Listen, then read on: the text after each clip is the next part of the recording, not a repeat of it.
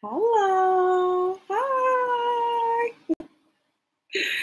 So, I wanted to do a live stream for the first time. I'm actually in New York right now, and I was actually very inspired to do a live stream because I actually have never done one on my channel before. I know I can't believe I'm live streaming either.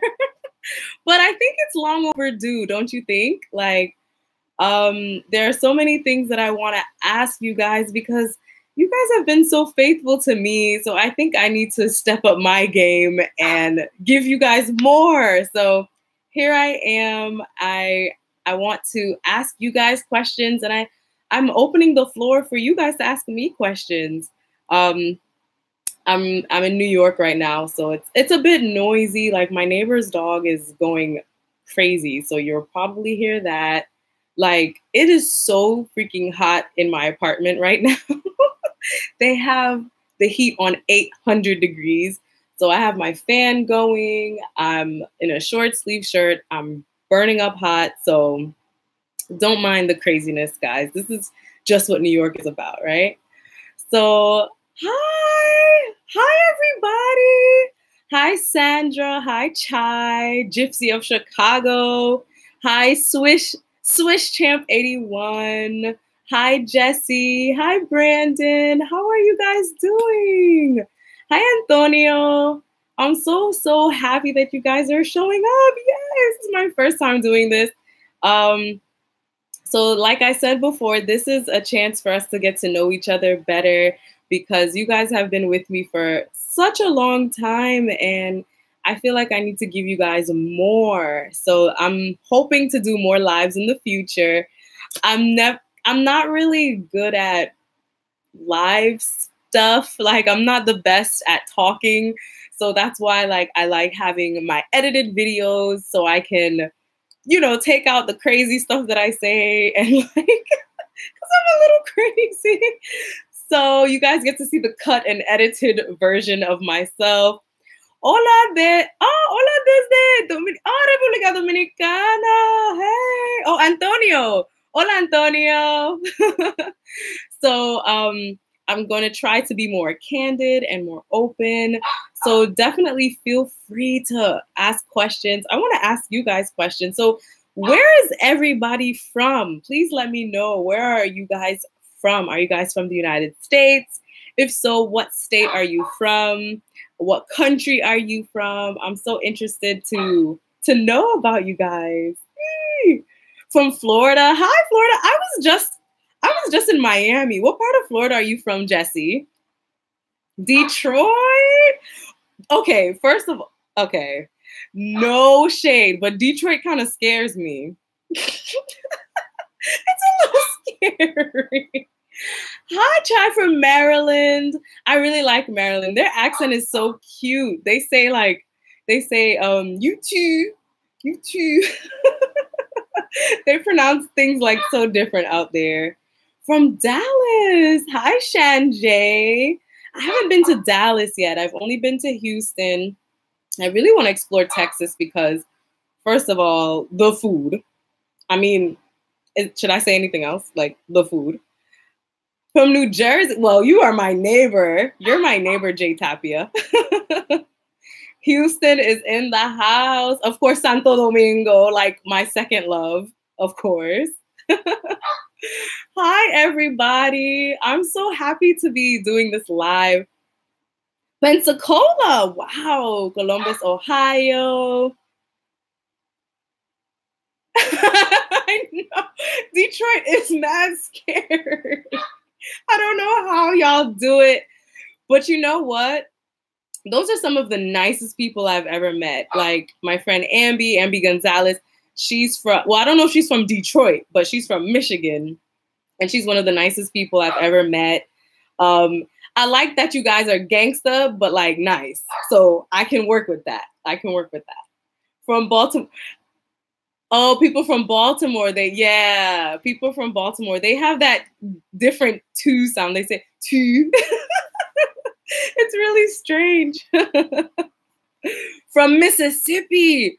Oh my gosh, I want to go to Mississippi, but like, I don't know if this is gonna sound bad, but is it like safe? Because I've heard some crazy stuff about Mississippi, and I don't want to like just judge off of what I hear on the news or what people say. Like, you're from Mississippi. Is it safe to just be out there, you know?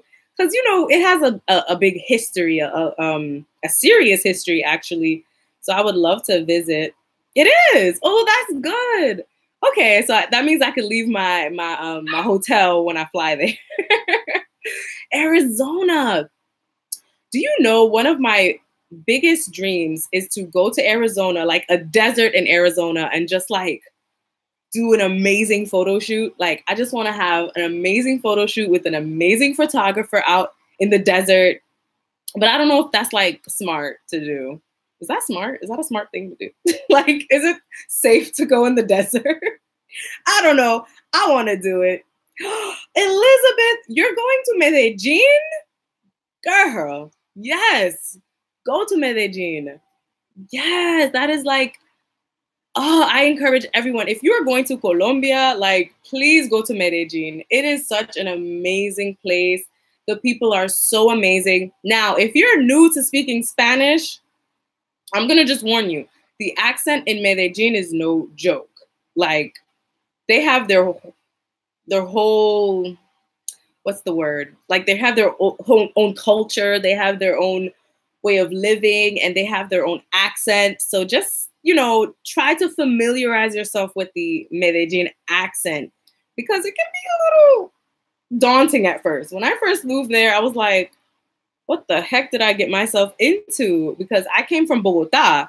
I was living in Bogota for 3 months, and they speak really clear. They speak like perfection. Like, it is almost like how you hear in the books and the audio tapes. They sound perfect in Bogota, but in Medellin, different. So if you're going to Medellin and you're new to speaking Spanish, please just familiarize yourself with their accent. It will help you so much, and you will end up better off than I was.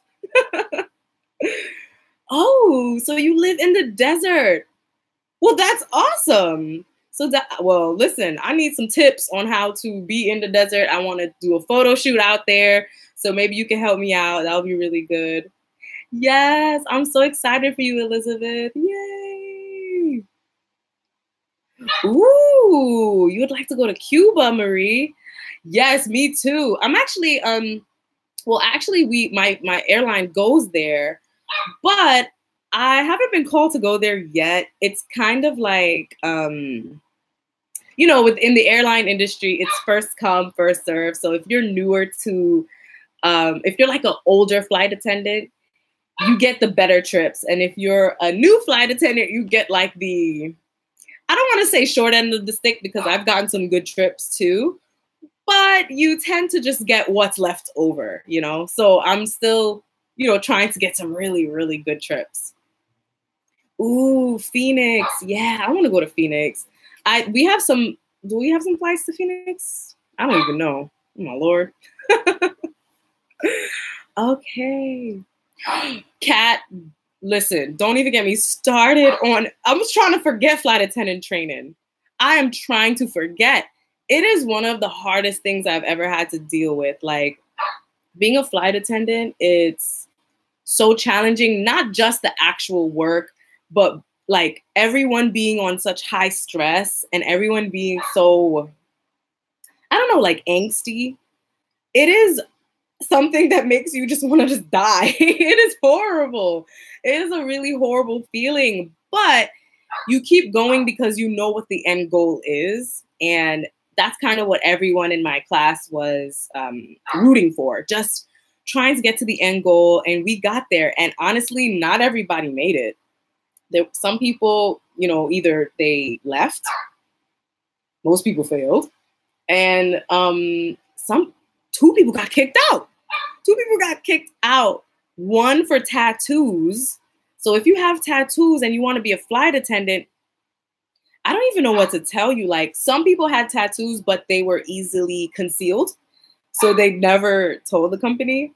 Some people had tattoos that were easily concealed, but they told the company and they were fine. And then some people had tattoos that were not easily concealed and they used makeup and it worked for them.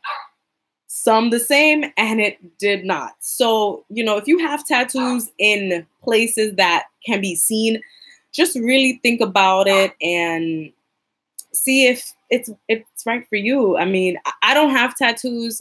I've never had an interest in getting a tattoo for myself. So it's not something I ever had to think about. But, you know, some of my classmates did, and some it went well for, some it did not. So, you know, that's something you'll have to think about. But the training itself was just hell. I'm sorry. It was really bad. Let's see. Oh, so Gypsy of Chicago, did you go to Medellin? If so, my Lord, yes, it is really, really difficult because like they don't speak like how the book teaches you how to learn Spanish, you know? It is a very different accent. And when you think of Colombia, you think of, I mean, I don't know about you guys, but when I think of Colombia, I think of this really easy accent, you know? So Medellin is a whole other ball game. Ooh, oh, good question, Sean Bay. Every day in my life, the everyday. So how often in your everyday life are you speaking Spanish? I'm speaking Spanish almost every day. Before, when I was living in Colombia, it was like very much every day. Now that I'm back in New York temporarily, I'm speaking Spanish maybe every 2 days, because in my job, like, there's definitely a lot of Spanish speakers that they don't speak English. So they're on my flight. So I help them, whether it's with just normal things or they want to have conversations. So I'll speak to some passengers that speak Spanish. And then also I live in New York. So like there are always Spanish speakers. And depending on where I am, people think I'm Dominican anyway. So I always run into someone who's speaking Spanish. And also, I don't know if any of you guys who have been learning Spanish or speak Spanish natively, if this has happened to you guys, but like sometimes when I see little old women or little old men struggling in English, I just kind of chip in and help because like I feel like I have a superpower now. Like now that I don't like to say I'm fluent, but now that I feel advanced in Spanish, I try to help people. So, you know, there are some older people that may not be fluent or maybe not be comfortable in English. So sometimes I'll hear them struggling with like a cashier or with another person. And I'll just ask if they need help. And usually they'll say yes. Like the other day, I think it was like last week, a woman, she was speaking to the teller at the Metro card machine. So like the subway ride, if you guys aren't familiar with that, but it's a Metro card. It's like a card that you use to ride the subway. So she was trying to put money on her Metro card and she was telling the guy like $20, but she didn't know the number. So she's like, "Vente, vente, vente." And the guy, he's like, "What are you trying to say? I don't know what you're trying to say." So I just, you know, said, "Hey, do you need some help? ¿Tú necesitas ayuda?" And she's like, "Yes, please." And so I explained to him, like, she wants to put $20 on her card, this and that. And she wants her change back because I think she was giving a $50 bill. So I was able to help her out and just little stuff like that, you know? Let's see. I went to Colombia a few years ago. I really enjoyed it. Planning on going back next year. Yes, Jay Tapia, definitely go back again. Colombia is a great place. People think that Colombia is like super dangerous, and I'm sure it has its like dangers. I'm sure it has it, but honestly, I was there for 10 months, almost a year, and I didn't experience anything crazy. Honestly, I felt very safe there. So if you guys are planning on going to Colombia, please definitely check it out. Go with caution, but still, it's such a great place. What are considered bad trips in the airline industry? Okay, good question, Chai. So I'm still learning myself. I'm still learning. I don't know if it's different for each airline, but in my airline, it tends to be Canada. And I hate to say that because like Canada's our neighbor, but everyone keeps like getting angry when they get Canada, like my classmates. They get really angry because apparently the senior mamas and senior papas, that's what they call them, they don't like Canada because they say that, oh, you guys are gonna be mad. They say that Canadians are mean, and I'm like, dag. Now, I have noticed that Canada has like a reputation of being really sweet and really nice and like the nicest country ever. And I'm sure that's true because me being, going to Canada often, I've seen that. But Canadian passengers are very different than like my American passengers. They tend to want more, like more service. And it's not only one flight. I'm talking numerous flights that I've worked. The Canadian passengers tend to just want more. So maybe that's what the senior mamas and papas are even talking about. Maybe they just have to work more. So I don't know. They tend to not like, Canada. Destiny! Ah, hey girl! Oh my gosh, all the cool people are on today. I'm so happy you guys are here. Like, you guys are making me feel so special. My first time doing a live stream. Yay! Okay, let's see. Have you heard about the corporate flight attendant life? I've been thinking about it. Oh, wow. That's really good. I have heard about it. I don't know much about it because that's not really what I'm interested in. I lived the corporate life before. I've worked behind a desk. I've worked in an office. I've worked in a cubicle. Like, I don't think that's for me. So I may not go the corporate route, but I mean, I'm still, very young in this industry. So that could change. But for now, I don't think I'm going to be doing that. So I don't know much about it. But when I was in flight attending school, or not school, sorry, training, the teachers were flight attendants before, and now they work in a more corporate setting. So there's definitely opportunities in different airlines for that. So if that's something that interests you, go for it. Definitely go for it. I do think you have to be a flight attendant first, and maybe just work for like a year. Each company is different. For my company, you just work a year, and then you're able to, go on further with your career as a flight attendant or a teacher or in the corporate world. So I definitely recommend it. What was the other reason someone got kicked out for? Ooh, child. Well, sadly, some people were cheating. So they were kicked out for that, and they got caught. So like the tests, they were cheating. Someone got kicked out for the tattoo. I don't know. I can't remember. I don't know if you want, I don't know if the people who are flight attendants on my chat right now, I don't know if you want me to call you out. But if you want to be called out, just let yourself be known and help me out. Tell me why were they kicked out? Because I do have some flight attendants here in the chat. So let yourself be known if you want to be. If not, just stay silent. But yeah, one was cheating and one was the tattoos. I don't think I remember anything else. I'm always the last person to know everything. Like, I'm always so away from drama. So when people are gossiping, I'm just like, wait, what? I don't know. So I really don't know. Let's see. What's next? Let's see. Where are you from? Everything N1 hip hop. So I'm from New York originally. I was born in New York. My family is from Trinidad and Tobago. So I guess Trini and New Yorker. But I learned Spanish. So like, I guess, I don't know if that's why you're asking, but I learned Spanish mostly on my own and through YouTube, Let's see. Do you apply to an airline, then do training, or do training, then apply to an airline? Okay, Kat, that's a good question.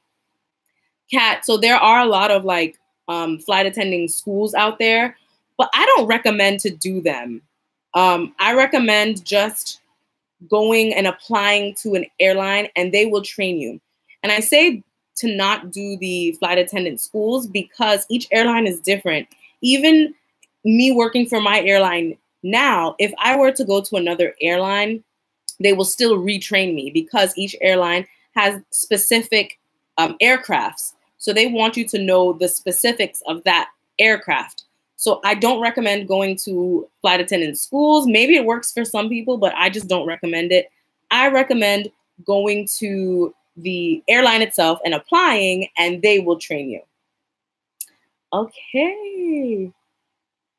Oh, thank you, Antonio. Yes, it is. It does feel amazing to help others. I like I said before, I feel like speaking Spanish, I have a superpower. Like I can help people, and also I know when people are talking about other people. I don't know, have you guys ear hustled conversations before? Like I know I have.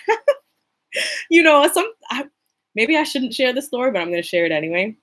So one time I was on the bus, and it was a Greyhound bus. So I was going from one state to another state to visit some family.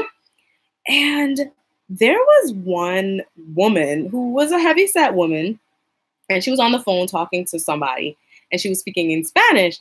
And she was like, oh, no quiero alguien, or no quiero nadie sentar cerca de mí. So she said she don't want nobody sitting next to her. I was like, okay. So I was sitting right in front of her, and the bus didn't seem like it was going to get packed. But then I guess they started accepting standbys. So the bus started getting really, really packed. And then some nice little woman just sat next to her. And this woman is like berating her on the phone. Oh, esto es una mierda. ¿Por qué ella sentarse cerca de mí? Yo quiero sentarme solo. Ah, la, la, la, la, la, la. She wants to sit by herself. This is some BS. Why she got to sit next to me? And calling her all sorts of names. And so I don't think there were a lot of Spanish speakers on that bus. But like one guy, he just turned his head and was like, what is wrong with her? And I turned to her too. I was like, what is wrong with her? And I guess me and the guy kind of like looked at each other, and we were like, can you believe what she is saying? Now, guys, what would you have done? What would you have done? Would you have told that lady, oh, that woman is talking about you? Or would you have told the other lady, like, you need to stop talking about people? Or would you have just kept your eyes to the front? Please tell me what you would have had done, because I don't know if I did the right thing. Yes, Destiny. Some people failed.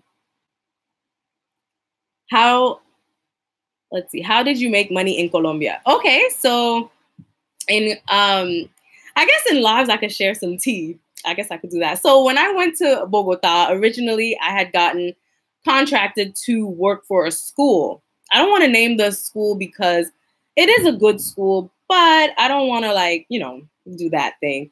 However, ear hustle life. So I got contracted to a school, and I started working for them, and it was great. However, something happened. So basically, they kind of scheduled me for about 9 to 10 hours a day. Now, y'all, I'm from New York. I'm used to working. I usually have 2 jobs at least, like nothing less than 2 jobs. However, when I'm abroad, I want to have time to see the country. And at that time, I definitely did not feel comfortable in my language skills. So I was like, nah, I don't want to work 11 to 12 hours a day. Like, that doesn't sound like what I want. So I quit the job after 3 weeks. I know. After 3 weeks. But I had already started working online as an English teacher. So I just kept that job, and I just continued doing that. And after a while, I was not happy living in Bogota. So then I moved to Medellin. And that's when the turn up started. That's when it started. I love Medellin. Bogota is cool, but I think I need to, I don't know. I did try to make friends, you know. I really did try to make friends, but people, I guess they weren't receptive of me. But in Medellin, people were just so nice and they were just so welcoming. So I found my home in Medellin. So I made money working online, and actually it was such a better option than working in the school because I made more money and I had more free time. Like, guys, I worked maybe 4 classes a day, and that was a lot. Usually it would be like 2 classes, but maybe my most amount of classes would be 4 classes a day. And the rest of the days I would be free to do whatever I want. So, you know, it was a good life that I was living out there. Let's see. What level would you say your Spanish is at? How long did it take you to be comfortable in your Spanish? Good question, Shambe. Okay. If we're talking like the level system that Europe has, I would say that I'm C1. I can understand almost anything. I can, whether it's being spoken or like in a conversation, whether it's a video that I'm listening to or audio, whether it's something I'm reading, I can understand pretty much everything. Speaking, I can pretty much like express anything that I feel. So I would say C1. I want to be better. I mean, I think every language learner wants to be better. So I think as a language learner, you should strive to always be better, even if you've been learning for like 5, 10 million years. I've been learning for about 3.5 years. I always get shaky with that number because there were so many times I started and stopped and started and stopped. But I would say 3 to 3.5 years I've been learning, and now I feel really comfortable. But when I really just got to it, I studied every single day for a year straight, like without rest. So I was very hard on myself. So I think at least giving yourself a full year like of dedication, that can get you to a really high level. And then moving to Colombia helped me so much. Like, there's nothing like moving to another country. I'm sorry. Like, there are great programs out there that even helped me out, but there's nothing like moving to another country. Oh, Miguel, wow, de España. Oh, wow, mi primera corazón, mi primer amor. Oh, I love España. Love it, love it. Really? You are so brave for being a flight attendant. I've been on planes several times, but flying is so scary to me. What? Chai, don't be afraid of flying. Destiny, you better tell Chai. Like, flying is really not, it's really not that bad, and it's really not that scary. The stuff that we learned in training actually really helped me understand the airline industry and how planes work. Like, it's really actually a very safe industry, and it's actually very safe. Yes, bad things can happen, but in general, it is actually a very safe aircraft. It's a very safe thing. Let's see. I know, Chai, but you can't live by fear. You can't. Because if you live by fear, then you're going to be stuck in your house forever. You know, you have to step out of your house. You have to step out of your comfort zone, and you have to do things that make you feel uncomfortable at first, but you'll get better at it. You know, like, girl, I think you don't have a picture, but I feel like maybe you're a girl. Please correct me if I'm wrong. If you're not a girl, I hope not. I hope I'm not wrong. But girl, me moving to Spain for the first time and not speaking much Spanish, whoo, my Lord, I was like so scared because up until that time, I had been traveling a lot, but I had been traveling with people, whether it was family members or friends. I have been traveling with groups of people. I've never traveled by myself before Spain.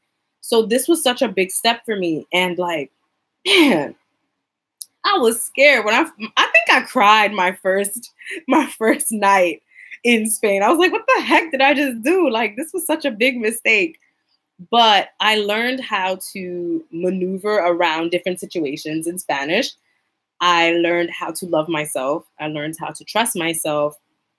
And honestly, it was one of the best decisions I ever made in my life. So no matter what, if something is good, but you're afraid, I think you should try to make at least baby steps into it so you can get better and more comfortable, you know? All right, let's see. Do-do-do-do. Yes, switch camp. Eyes to the front, not my business.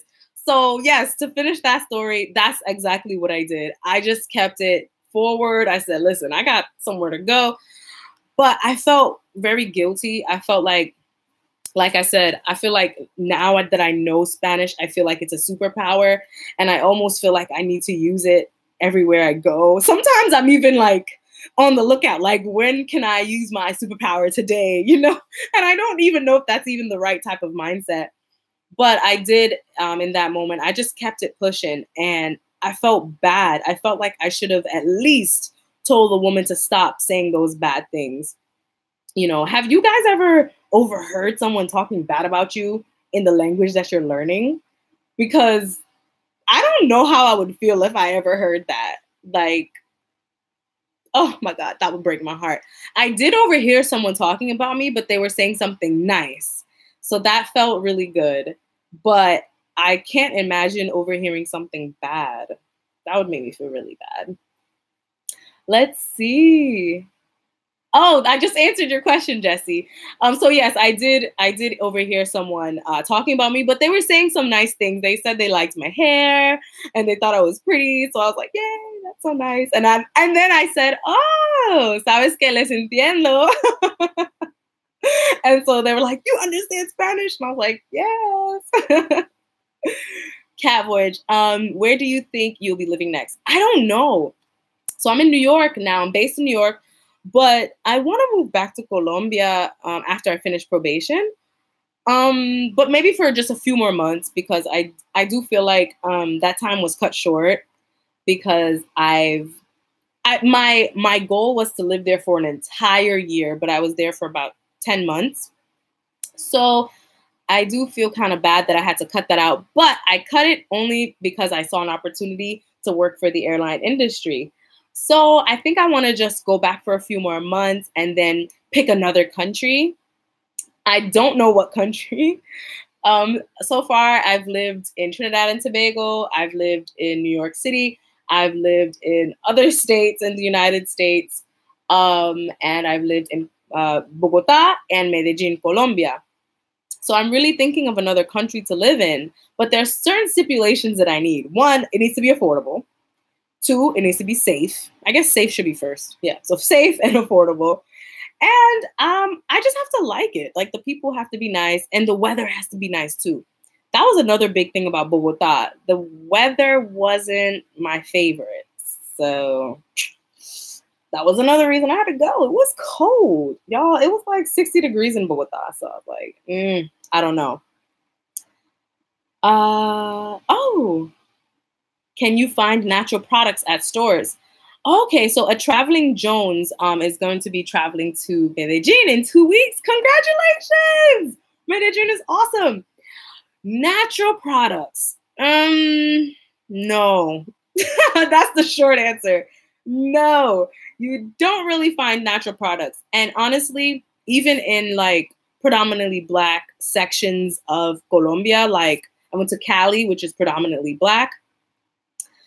There were some places that had Black hair products. However, they weren't like it wasn't a big selection.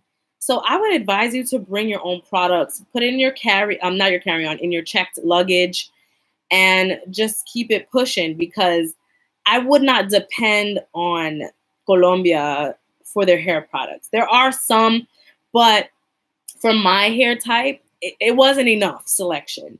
If you have maybe a looser curl hair type, maybe it'll be good for you. But for me, it just wasn't enough. I brought like a big old tub of shea butter, a few like wash and goes, like creams, and a thing of coconut oil. You don't have to bring coconut oil, because if you just go to the grocery store, you can go get coconut oil. It's actually cheaper in Colombia. So yes.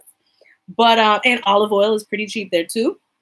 So oils, they got you, but like for humectants, I would advise you to just bring your own because it's not a lot, especially Medellin. Medellin had nothing, nothing. Like push comes to shove, buy a conditioner, like a regular conditioner, and use that for a twist out. But that's not always good for your hair. So, I would advise you to just bring your own stuff in bulk. I'm trying to learn Spanish. Well, definitely keep learning Spanish. Definitely. Let's see. Marie, Spanish is not hard.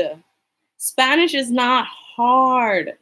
What it is, it's exposure. That's really what it is. If you're not exposing yourself enough, you're not getting enough information. Spanish is actually really easy for English speakers to learn. And now that I've reached this level, I look back and I think to myself, it wasn't hard. It was just that I wasn't exposed enough. As time goes on, you will see that Spanish is not hard. What is hard is keeping up with, studying every day, at least 30 minutes a day, but please try for an hour a day. At least 30 minutes, but try for an hour a day. Learning like 10 new words. I know that's a lot, but you can do it.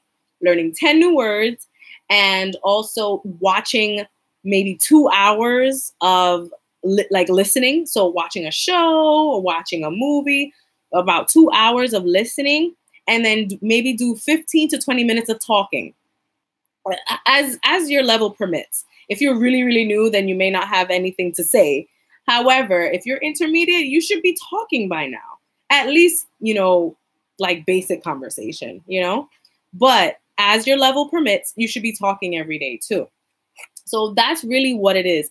Spanish is not hard. It's lack of exposure. I mean, that's literally how babies learn. They don't know how to talk until they hear enough words and see enough actions that correlate with those words to make a sound.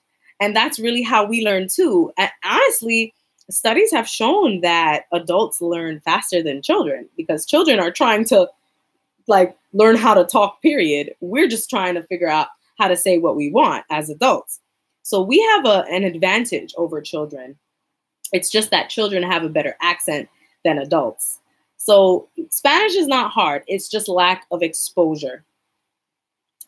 Okay. Was the woman talking about you on the bus? No, Antonio. No, that woman better not have been talking about me. No. No, the woman was talking about another woman sitting next to her. And I just felt so bad. Like, oh my Lord. Can you save this live? I'm gonna think about it, Kat. I'm gonna think about it because I'm so weird with talking. Like, I'm very, what's the word? I don't know. I'm very clumsy with my words, so I usually sometimes say the wrong thing. So that's why I like editing. So I just take out all my ums and all of my, because I do that thing a lot. So I like editing for that reason. But if this is actually really good information for you guys, like this video and I'll consider keeping this up because if this helps you, then you know what? I will sacrifice me sounding crazy to help you guys. So just like this video, like, and I will totally keep this up for you guys.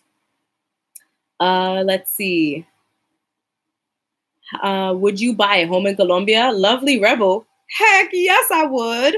That's actually a plan of mine. I'm just actually trying to find out the information on how to go about doing that. I don't know if I have to become a citizen yet, so I'm trying to find more legal information on how to do that. But yes, I would buy a home. Guys, it is so affordable in Colombia if you're making US dollar.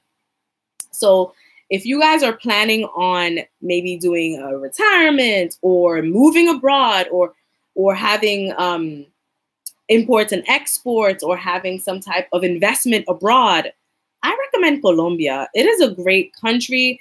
It's the people are friendly. The culture is very kind to Americans, and also it's affordable if you're making US dollar.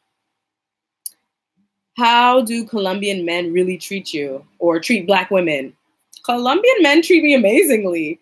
Actually, I feel like I've been treated better in Colombia by the Colombian men than in America. I mean, that's probably a really bad thing to say, but that's, my experience. There are a lot of different races in Colombia, so, that could add to someone else's experience. But for me, white Colombians, mestizo Colombians, Black Colombians, they all treated me amazingly.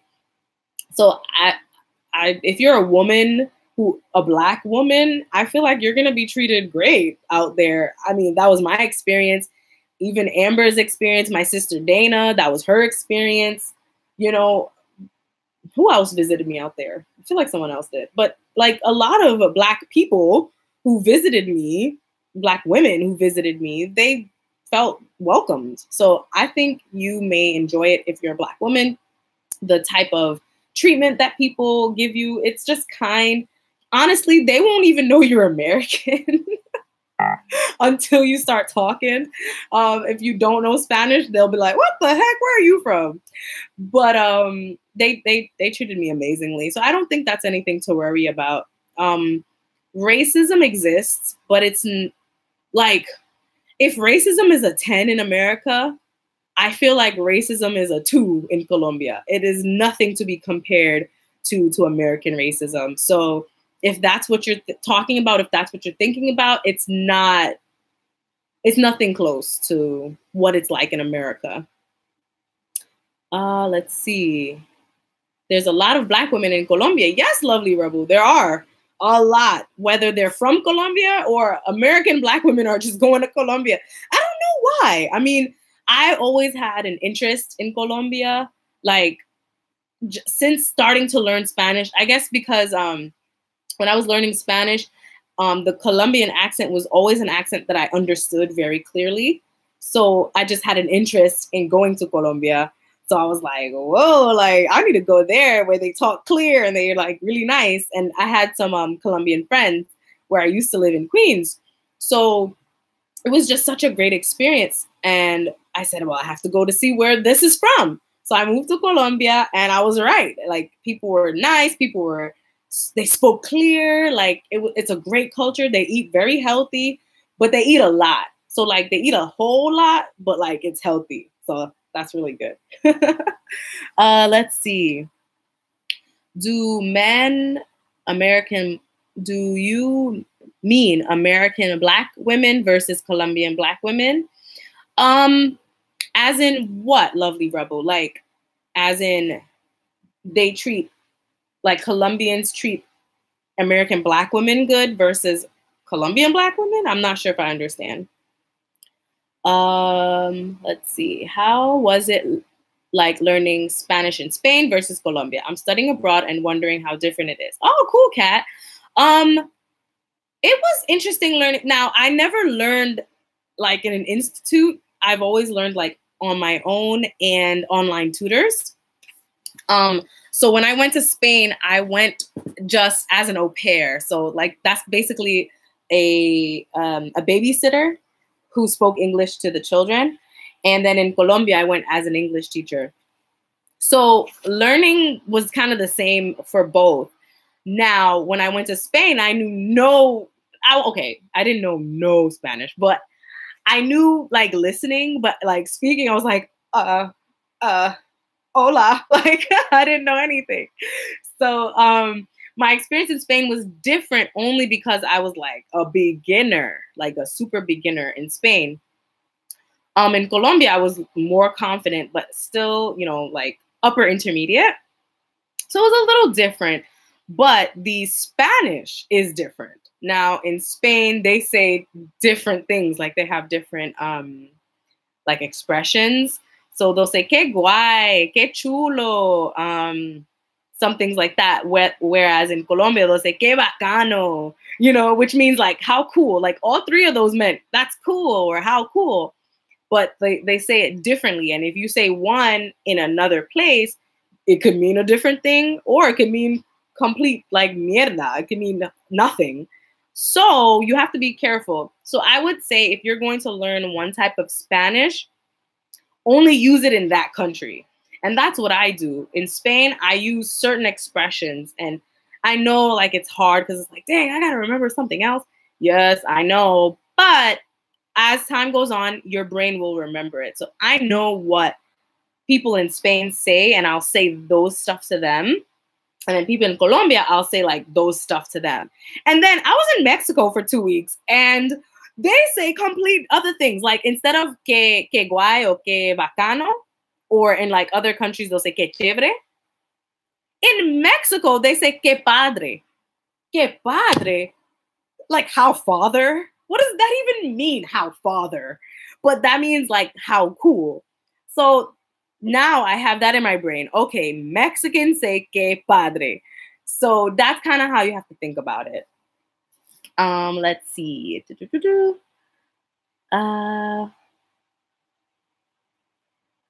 Let's see. Hi, everybody. Hi, welcome. Let's see. I'm trying to keep up with everybody's questions. I heard the home buying process is scammy over there. Be careful, but that sounds awesome. I did too. I heard it's very scammy. So I am actually, going to try to consult with a professional. This is something in the near future. It's not like right now, because as a flight attendant, I'm not even going to be there. So I'm just learning information for now. So yes, thank you for that, because I have heard a lot of horror stories, but I'm doing more research before I make any purchases. Marisette, Messeret. Sorry about that. Messeret. I want to go to Colombia because of you. Thank you. Well, you know what? If that's the reason, that's amazing. But you will stay in Colombia because of Colombia. Like, Colombia is amazing. You would love it, love it, love it. Just be safe, practice common sense, and just know where you are at all times. Be aware. Don't have your phone out. Don't have your camera out. And I think you'll be okay. Let's see. Save the video, please. I will see it again and again. It would be nice for my listening skills. And I think you speak so clear. Thank you, Antonio. So I'm guessing you're learning English. Thank you so much. If you guys haven't seen already, I posted a video today about my accent. And I do get a lot of comments about my English accent. And I'm so happy because as a kid, I got bullied for how I speak, right? Like the way I speak right now. So I'm really happy that people like how I speak. So thank you so much, Antonio. I'm trying to learn Spanish, specifically phrases, but is that the proper way to learn a new language? I've read that in our native language, we don't memorize phrases. We just know how to form them. If you're brand new, Chai, I would definitely say learn phrases. Phrases, it's like what you need. If you're trying to use the bathroom, you need to say, ¿Dónde está el baño? Like, you don't need to know, like, other stuff. It's based on what you need. So I would definitely learn phrases now if you're brand new. If you're not brand new, then you should be learning vocabulary with some grammar. A little bit of grammar. Grammar is more important later down, but definitely vocabulary with a little grammar. Okay. He asked, how are Black women treated? Okay, so your question was, how are Black American women treated? I'm hoping that was your question. Black American women are treated great. I mean, in Colombia, like, they're not treated different from other races in Colombia. One thing I noticed about Colombians, all races in Colombia, people identify themselves as Colombian first. They don't say, hey, I'm Black, hey, I'm white, hey, I'm mixed. They don't identify as those. They identify as Colombian first, Colombiana or Colombiano. So to me, that tells me that they have a sense of pride in their culture, which is great. I feel like wherever you're from, you should love where you're from. I know the Black American experience is a little different. So usually we have like a different type of experience. So I do believe that maybe Black Americans don't understand how Black Colombians could just love being Colombian and only consider themselves Colombian. However, they know they're Black. Like, they're not going to sit there and say, hey, I'm not Black. Like, they know they're Black, but to them, that's not the most important thing. The most important thing is that they're Colombian. And, you know, I take admiration to that. I admire that a lot because that's something that I can't relate to. I couldn't say that, ooh, America first. Like, I wish I could because I do love my country, but that hasn't been my experience growing up. So it wasn't something I could relate to, but I can empathize for them. I can see their jubilation. I can see their happiness and say, wow, they love being Colombian, as they should. So definitely I would say, like, they're treated amazingly because they rep Colombia till the death. Like, they love it. So I don't think Black Colombians are treated much different. I have heard people talk about their experiences, but, you know, they would always say that was just like one crazy guy being racist or whatever. But most of the time they felt Colombians. And I think that's great. I wish that Black Americans could just feel American. You know, I wish that for every Black American in this country. So, I think they feel great. And I feel Black Americans feel great in Colombia. I've met a few Black Americans out there and they were like living life. They felt great, you know? So I don't know if you guys remember my friend Josh. He was in a video. He had the dreads, the brown dreads. He's very good looking. Some of y'all was like, he's cute. He's a very good looking guy. He's from Michigan and he lives there full time. He's been there like 3 years, I think. He does not experience racism out there. He had experienced major racism in Michigan, hence why he moved to Colombia. When I moved back to Medellin, I would love to interview him. I actually already told him, I texted him saying, we got to do an interview. So he's down for it. So if you guys have questions for him, let me know because his experience is different. He's a Black man, a Black American man that lives in Colombia. So I'm sure his experience is way different from mine. All right, I'm sorry. Let me keep up with your questions. Let's see. Did you see a lot of mixed couples in Colombia, such Black Colombian men with white Colombian women? Yes, Ernest, I did. I did see that, but mostly in Cali. I saw mixed race couples in Cali. For some reason, I'm not saying it's a bad thing, but for some reason in Cali, it was just like everybody was in a mixed race relationship. And that was cool to see. I never seen so many people in interracial relationships before. So it was very prominent in Cali. And it was actually encouraged in Cali. And I think that's why I thought it was a little strange because most people, like when I told them like my specific type of guy, like, you know, us girls, we gathered around and we talked about the type of guys that we liked. They would talk about, and these were Black women, Black Colombian women. They would talk about mestizo or white. That's their favorite type. And I'm like, all right, cool. And I would say my favorite type is Black, dark skin and tall. And they would be like, what? Are you crazy? What's wrong with you? And I'm like, did I say something bad? What are you talking about? And they were just like, no, like most of the Black women out here, they're with mestizo, which is like mixed, or white Colombian guys. And I'm like, that's cool, but like, why? Like, why are most Black women with like men outside the, like most, like that's what got me. I was like, most? Like, that's different.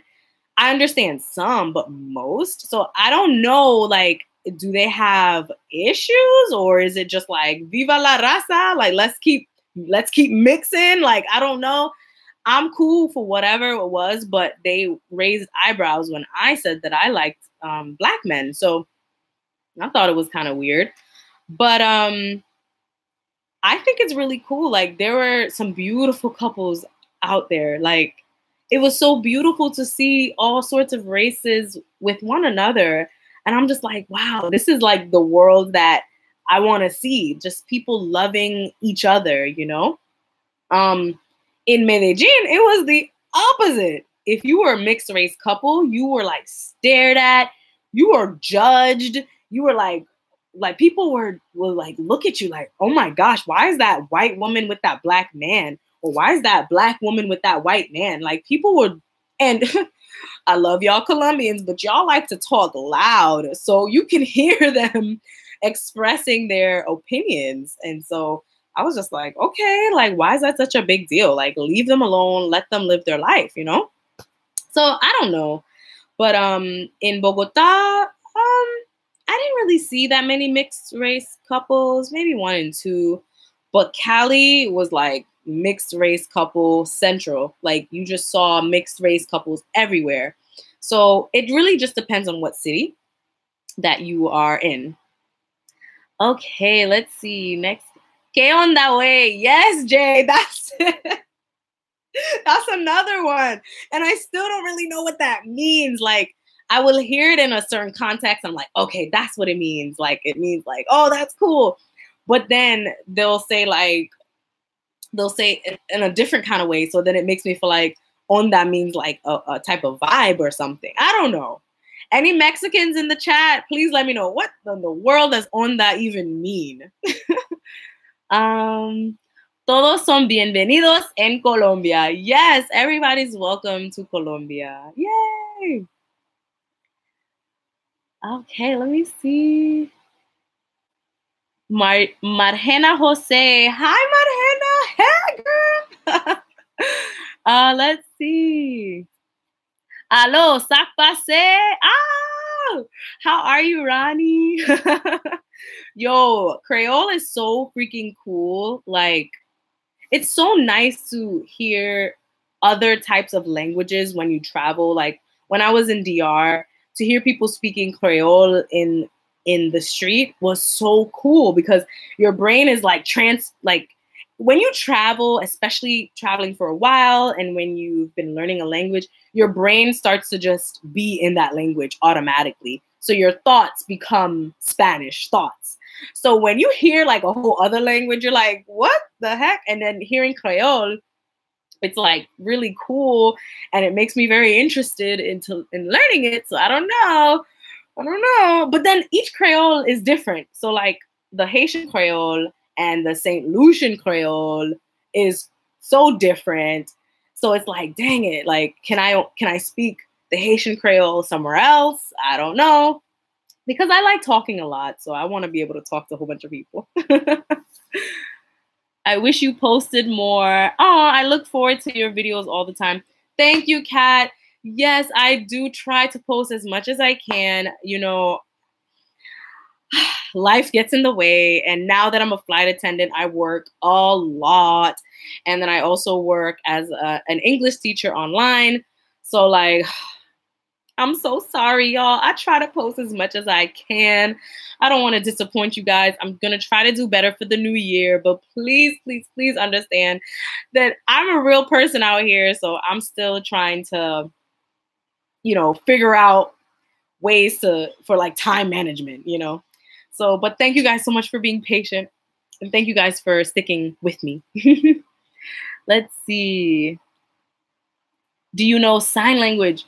Amelia, I wish I knew sign language, and maybe one day I will learn sign language. I had a deaf uncle, deaf and mute uncle, and he never had a chance to learn sign language because my family, you know, grew up really, really poor. Like, my mom is one of 7 children, and her youngest brother became deaf. He wasn't born deaf. He actually had an accident, and he became deaf.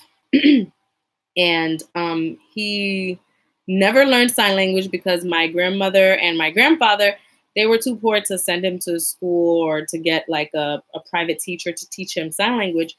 So we just communicated with him through body language, and he got really good at reading lips. So one thing I really wanted for him was to learn sign language, but He sadly passed away last year. That was really hard for me because he was very close to me. I loved him so much. And even though I couldn't talk to him like how I'm talking to you guys, and even though he couldn't talk to me, I felt like I understood him so much. Like, you guys underestimate the power of body language. This man never knew how to talk. He never knew how to sign, but he still communicated with us. And we knew a way to communicate with him. And I always wanted him to learn sign language. My dream was to be, as a little girl, my dream was to be rich so I can teach him sign language or have somebody teach him sign language. But sadly, he passed away last year.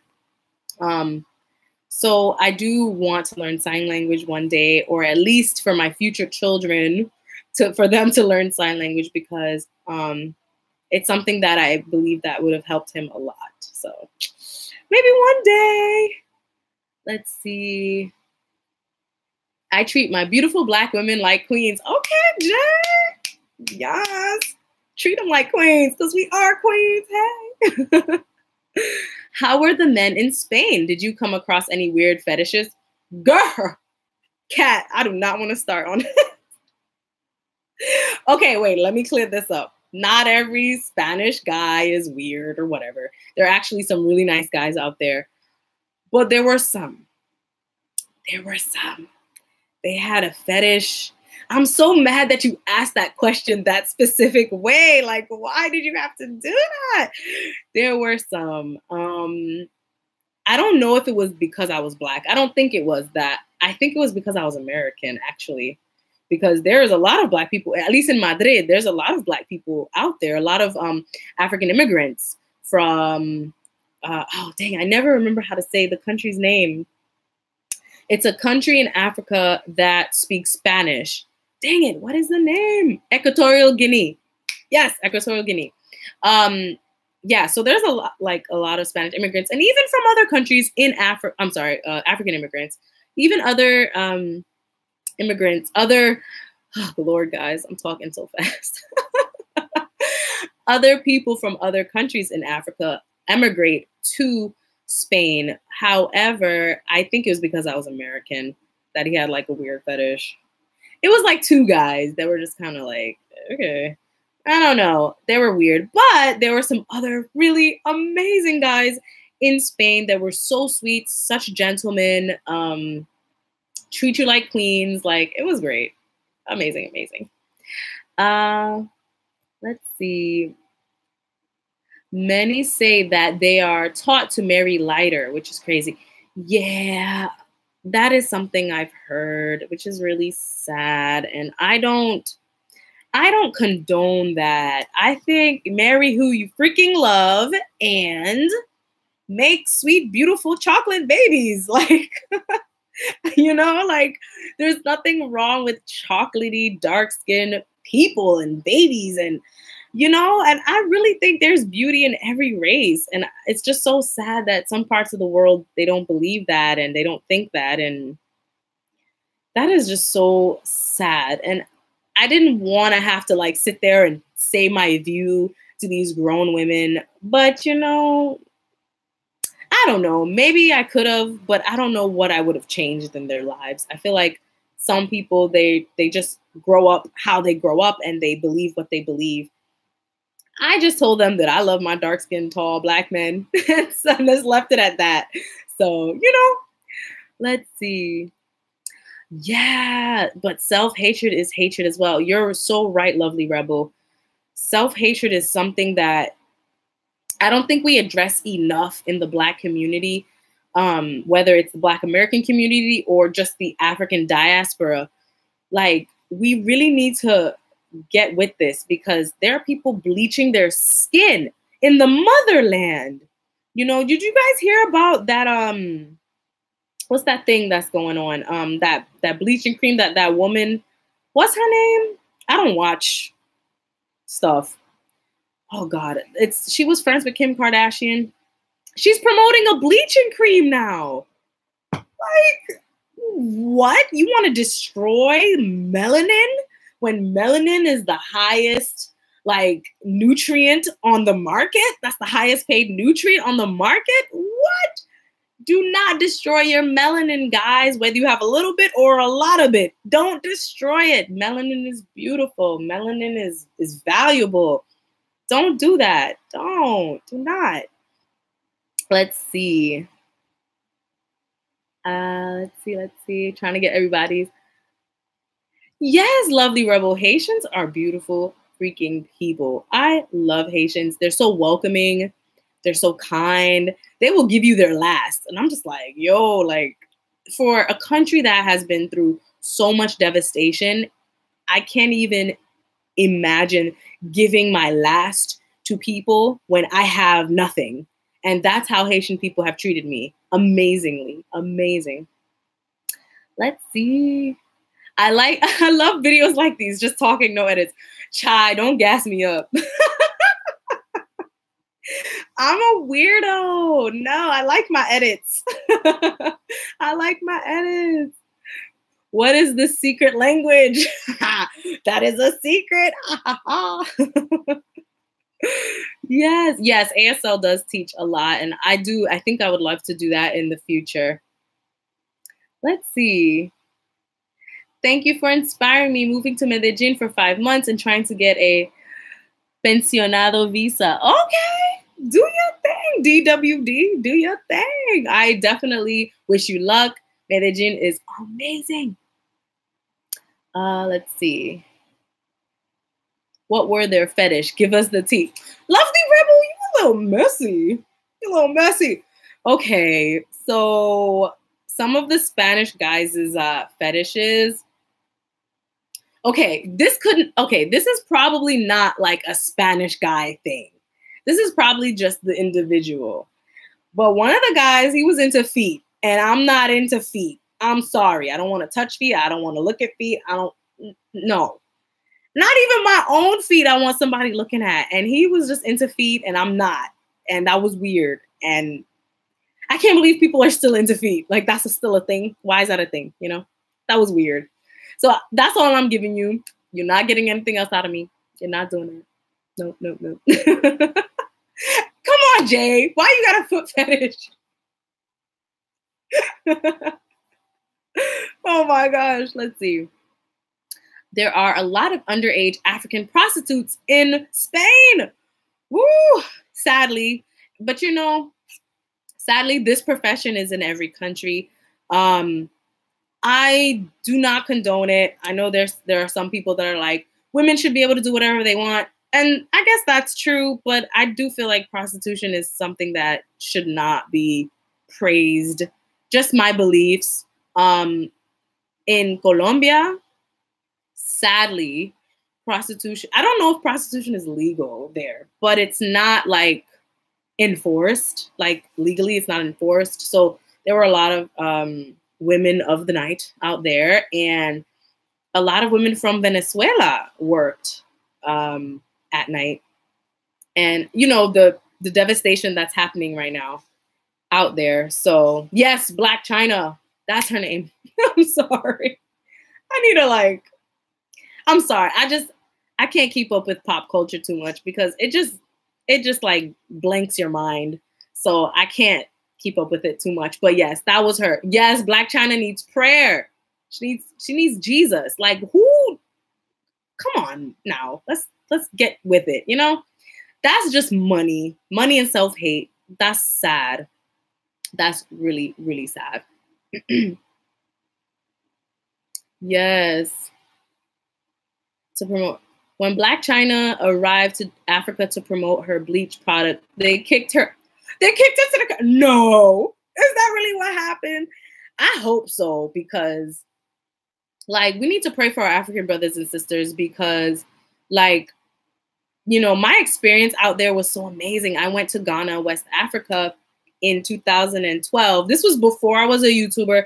I was not YouTubing. Like I was way too shy putting my face on the internet like that at that time. And I went out there for modeling and acting, and it was amazing. But I remember like I don't know. I don't want to get too deep in this live. I want to keep it fun. But I just remember people, when I was at auditions, like the directors would come up to me and offer me the jobs, like without even letting me audition. And I really know why. I really know the reason why. And I felt so, I don't know, like that was the first time I truly felt that light skin privilege.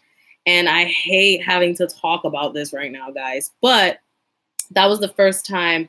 Oh, lovely Rebel, you are messy. You're messy. You're an instigator. Oh, she said, get deep, girl. But that was the first time I truly felt light skin privilege. Like before, I had felt it in the United States, but it was always tailed with like someone threatening me to like beat me up or something. So I never really equated my experience with privilege. I always equated my experience with like, oh, cool, I get a heads up. Oh, somebody wants to beat my ass. Like that's kind of like how it was for me, like where I grew up, because people thought I was better or something. I never thought that ever. Like my mom made sure I was humble. She definitely made sure I was humble. However, in Ghana, it was a definite different experience. I got called, I went to Ghana for a few jobs, but while I was there, I auditioned for other jobs. And there were a few auditions that I went on where the director was like, the director skipped the line and picked me out and basically offered me a job. And I was like, cool. And then when I finished talking to the director, I overheard everybody else talking. It was some famous actors from Nigeria and from Ghana. And they were talking to each other and they were saying, it's just because she's light skinned. It's because she's light skinned. Sorry, accent coming out. It's because she's light skinned. It's because she's from America. It's because she has an American accent, all these things. And whether you can call it hating or not, they're right.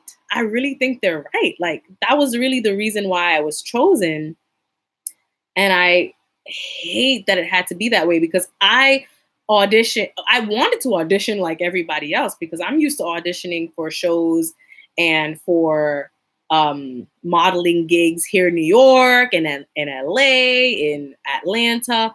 I'm used to auditioning, and I never, ever in my life was pulled out of a line and said, you get the job, ever, without even talking. That only happened in Ghana. And I think, I mean, maybe it was just my experience, but I really think there is a complex in West Africa. So we need to pray for our West African brothers and sisters, because I love them. I love West Africa and I want to go back. I really, really want to go to Nigeria.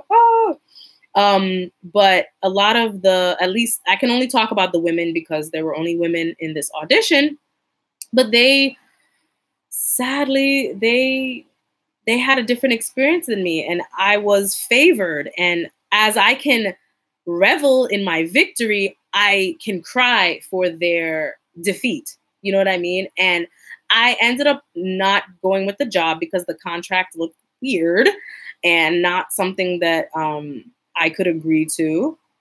But hopefully I can do different African movies in the future, because I grew up on African movies. I love African movies. So I'm hoping that I can continue doing that in the near future, because, you know, acting and music is a passion of mine and I want to continue doing that. So, you know, that was my experience. Actually today, guys, I don't know if that comment is still up. I don't remember if I deleted it or not. But somebody wrote under one of my videos, like, I'm so tired of you Black American women. You guys are only trying to learn Spanish. When will you learn that Hispanics don't accept you, and blah, blah, blah. And what else? Why don't you learn an African language? And I'm just like, this guy doesn't even know me. I think it's a guy. I don't know if it's a guy. But this guy doesn't even know me. I've been to Africa. I've been to Ghana, Africa. You know, I really want to learn Swahili.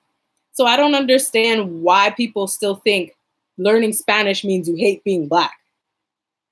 If that's the case, then don't speak English anymore, because speaking Spanish and speaking English is basically the same. Like, they're both European languages. Like, I don't understand that. Like, why the hate for someone trying to learn a very dominant language in this country? If anything, you are building yourself up. You're building your craft. You can do whatever you want. Whatever. If you want to be a lawyer, speaking Spanish is beneficial. If you want to be a singer, speaking Spanish is beneficial.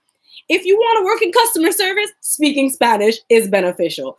I don't understand where people get their bravery to say that me learning Spanish is being anti-Black. Like, are you kidding me? Our Black brothers and sisters live in South America. So what is the big deal? Like, I don't know. Whatever. I'm preaching too much. Let me get back to these comments. Let's see. Jay, I don't have a foot fetish. I just wanted to see your reaction. Don't pull my leg, Jay. Come on now. How long does it take to get to seniority in the flight world, the flight attending world? That does depend on your airline. Also, so seniority basically means how long you've been in the company. So you get seniority for being in the company long. If people, also you get to bump up when people, new people come. So when people graduate to becoming a flight attendant, you get bumped up because they're newer people. Also, when older people quit, you get bumped up too. So that's really how it works. How long you've been in the company, when new people come, and when older people leave. That's how you get bumped up in the flight attendant world. Let's say, don't want to do it. Spain doesn't make a way for refugees to acclimate and provide for themselves, so they fend by selling their bodies. Oh, lovely Rebel. You are a deep, deep soul. I love that about you. Yes. Sadly, that does happen. Also, a lot of African refugees and immigrants in Spain, at least I can speak for Madrid, they sell like knockoff shoes and clothes. And it's sad to see because, you know, whenever I see my people hurting, I hurt. And I don't know. It's a really touchy subject for me because I have, you know, a love for people of the African diaspora. And I do try to include videos about that, about my people. And I know for some people, that's not what they want to hear. And it's not that I'm trying to be annoying. It's just because it's something close to my heart. So when we talk about that, it gets me really, really like sad. And it was really sad to see that. Next time I go to Madrid, now that I'm more brave, because before when I was living there, I was like a punk. But now that I'm more brave, I will approach more people of African descent and maybe even ask them about their struggles or about their experience. And hopefully they'll agree to get on camera, and maybe you guys can see what it's like out there being of African descent out living in Spain. So stick around for that. Hopefully people agree for that. Let's see. Other continents are bleeding Africa dry in every way. That is true. Africa has such a rich continent. It's such a rich continent, but people are just taking and not contributing. So, you know, that's how it's been for so long. And don't get me started, lovely rebel. Don't get me started. Let's see. I think I've seen that comment and responded. Girl, I think you're a girl. Yeah, girl, these people are crazy, saying these crazy comments. I don't know what they're talking about. Let's see. It's sad that there's still racism in the world. Yes, Jade, it is sad. You'd think people will open up a book and read, right? Like, why is that still a thing? Like, I feel like we've proved, and we shouldn't have to prove, but I feel like we've proved that we are, you know, we contribute something to society. But no, people think we're less than still, and that's ridiculous. I don't subscribe to that. I don't even allow people to put their judgments on me. I just be like, I'm not hearing you. I'm living my life. I'm being great over here. So, I encourage you guys to just be the amazing version of yourselves. Even if you don't think you're amazing, imagine yourself amazing and be that. Because people out there are trying to say that Black people ain't this, or Hispanic people ain't this, or Asian people ain't this. Forget them. They don't mean anything to your life. If they're speaking negativity in your life, you really do need to just erase them. Delete out of your life, because honestly, it doesn't make sense for them being in your life. Because when you envision yourself in the future, it should be something great, not something bad. And you should work towards that. Let's see, more comments. Oh, you guys are so awesome. Okay, let's see. Many don't see being Black and Hispanic as the same thing. Honestly, before, and I'm not gonna lie, before it was hard for me to grasp this concept. But now that I've lived in Colombia and I've been to DR and I've been to Costa Rica and Puerto Rico, it's not that difficult to grasp. Like, you're Black and you were born in Brazil. You were born in DR. You were born in Costa Rica. You were born in Colombia. You were born in Argentina. It's not that difficult. Just like you are American and you're Black and you were born in the United States and you speak English, that's the same thing for them, but they speak Spanish. That's it. There's really no extra remedy. There's no extra thing to it. That's it. So, I don't know. They crazy. Honestly, everything can be solved by reading a book. Like, that's what my mom would always say. You better read a book. Let's see. You should, because oddly enough, do not believe that Black are everywhere and have contributed to the world in invaluable ways. That's so sad, right? Like, why do people think that? Why do people think that Black people did nothing? Like, you know how many gadgets and inventions we've made in America alone? Like, I'm sure in other parts of the world, Black people have made a difference. Like, open heart surgery, Black guy. The traffic light, Black guy. Air conditioner, Black guy. Well, of course, air conditioner, because, it'd be hot. But, like, come on. And I'm sure there are other things. But, like, we're smart people. We're smart people. I just wish that we would push our energy toward more positivity as a majority.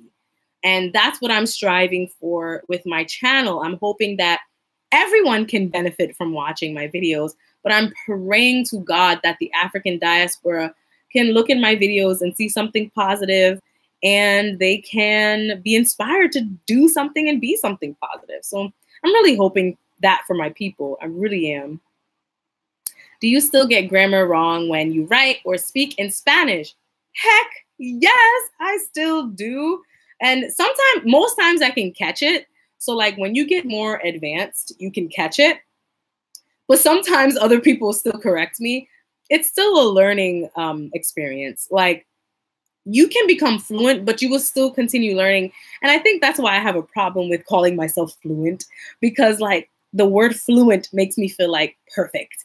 And I always feel like there's something to be perfected or something to be worked on.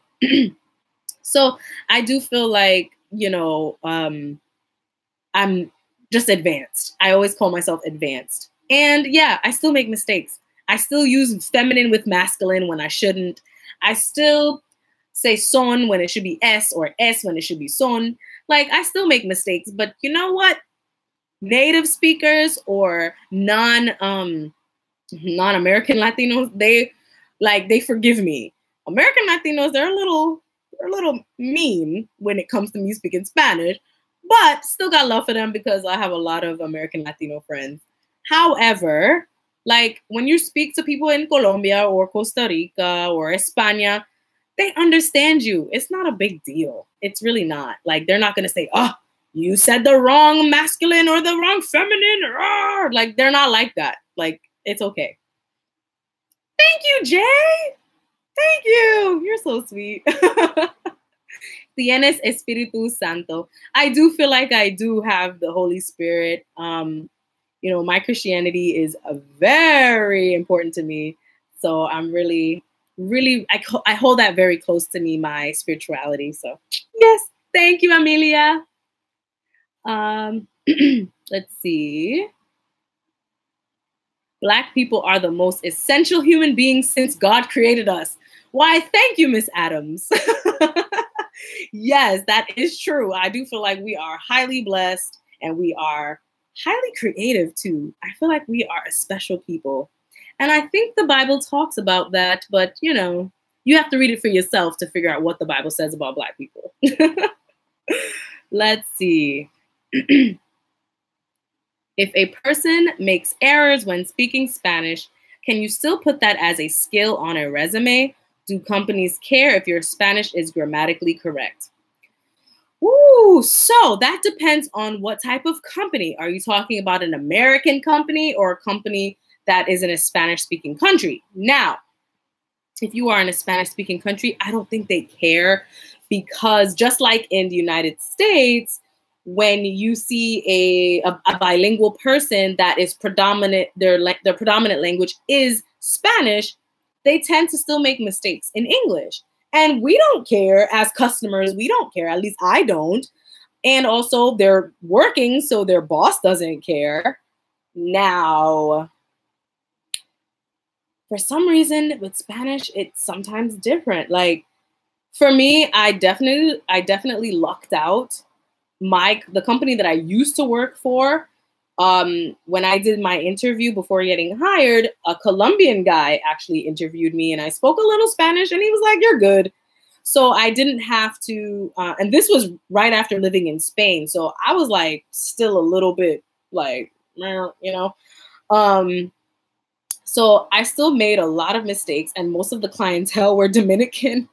Oh my gosh.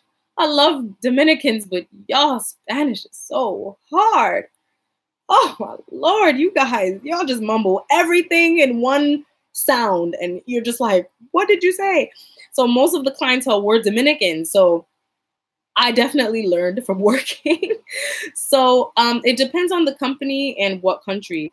I would say still, not audition, what's the word? Still interview for the job, because I put Spanish in my resume and I still got the job, even though I wasn't fluent at the time.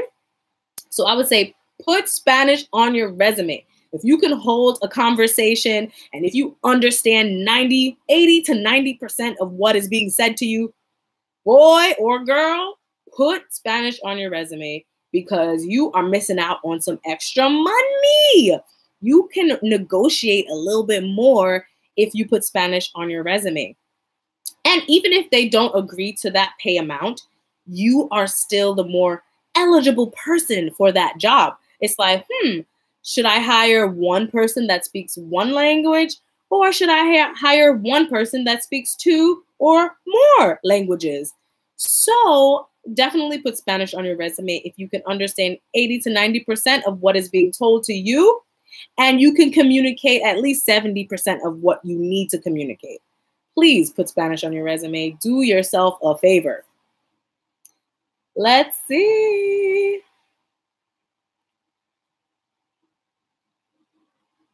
Let's see. Miss Adams says, do you think we should stop saying African American and start saying European Americans since we all came here to the USA? Oh, such a great question.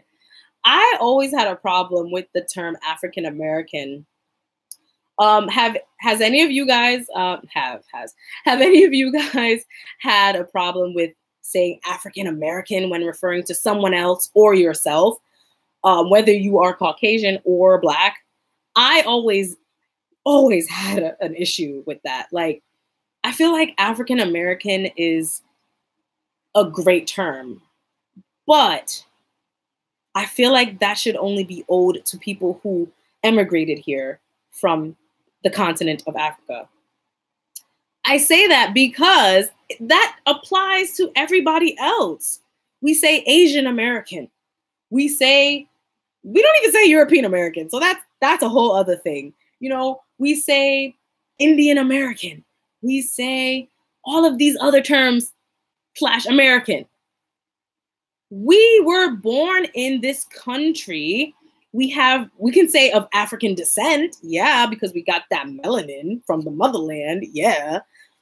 But like, I just don't feel comfortable being called African American, especially after going to West Africa. I don't know. I just don't feel comfortable with that term. I like being called Black because that's what I am. You know, my mama and my daddy is Black, so I'm Black. So I like being called that. But like African American, I feel like if someone came here from Ethiopia and had their children, that family should be called African American. I mean, what do you guys think? American company. Yeah, you know what, Chai? I think you should still put it on your resume. Do you feel comfortable with your Spanish? If you feel comfortable with your Spanish, put it on your resume. But only if you feel comfortable with listening to Spanish, your auditory, and your speech. Do you feel comfortable with speaking how you feel or speaking about what's happening around you? If you feel 70 to 80% comfortable with expressing yourself in Spanish, put it on your resume. And believe me, when I came back from Spain, I was only like 50%. I was only 50% good. And I still put it on my resume. And the only reason why I did was because Miss Amber Gonzalez told me, put it on your resume. So I was like, okay. I wasn't even comfortable putting on my resume yet, but I'm so glad that I did, because working for customer service in that company as the English-Spanish interpreter, I was, at first, it felt like a curse, but benefited the opportunity of speaking with lots of people from different countries, mostly Dominican Republic, and strengthening my listening skills. And not only that, I was able to express myself in a business-like setting. So not just saying, hola, ¿cómo estás? I was able to really express myself in a business setting. So I learned business expressions within that environment. So it will benefit you so much putting that on your resume. And you can earn more money, so put that on your resume. All right, let's see. Jay, I love chai tea. You're so silly. Yeah, that was random. Let's see. Dominican people have the worst accent. That's messed up. That's messed up. No, they don't have the worst accent. They just have an accent almost impossible to understand. That's really what it is.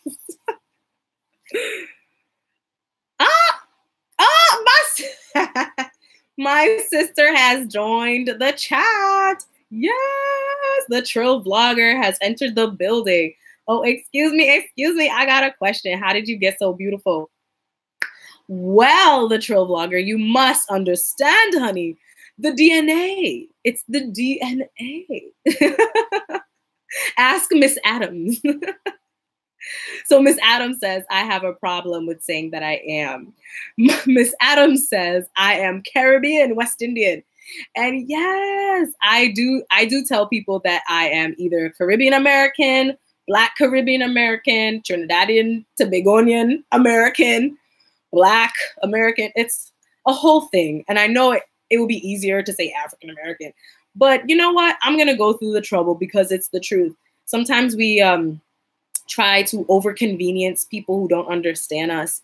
And that's not fair. It's not fair to us and it's not fair to them. We should tell people the truth. And the truth is I'm Trini American, Trinidadian, Tobagonian American. And that's what I really should say to people. And if you are blank American, you should tell people that you are, because yeah, it takes really long to say, but that is a story in itself. That tells your story, that tells your background. So don't convenience other people by shortening who you are. Just tell them who you are, even if it takes an extra few seconds. Let's see. What would you say you found the biggest difference to be from living in to visiting Colombia? So the thing about me is I never visited Colombia. I actually kind of just went there. Same thing with Spain. I kind of just was like, Spain, Colombia, you know. So for me, it wasn't Like I didn't have like a test run. But the biggest difference from like for my first week there to like my last week there, maybe I can answer in that kind of way. The first week there were so many expressions. Like for some reason, Colombia has so many expressions. I guess maybe every country has, but there were so many expressions that I didn't understand. But by the end of it all, I was able to understand it. Also, I realized that the culture is just different. If you're moving to another country, whether it's a Latin American country or just an Asian country, an African country, no matter where you're moving to, move to that country with a clear mind.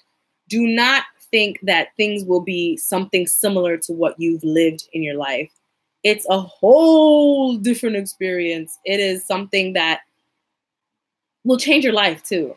But be welcome to it. Like when I moved to Spain, I didn't expect people to just be touching all the time. But that was something that I had to get used to. And when I, if I touch someone accidentally, and here in New York, if you touch someone accidentally, you kind of like retract and you say, oh, I'm sorry, I didn't mean to touch you. If you do that in Spain, they think that's rude. They're like, what's wrong with her? Like, is there something wrong with touching me? Because touch is so important in that country. So that's something that you learn, and you have to have an open mind, because if you bring your American mind with you, you will miss out on the gems of that culture. And you will also miss out on reading things from a different perspective. You really have to turn your mind, not think from the perspective that you have, but maybe from their perspective.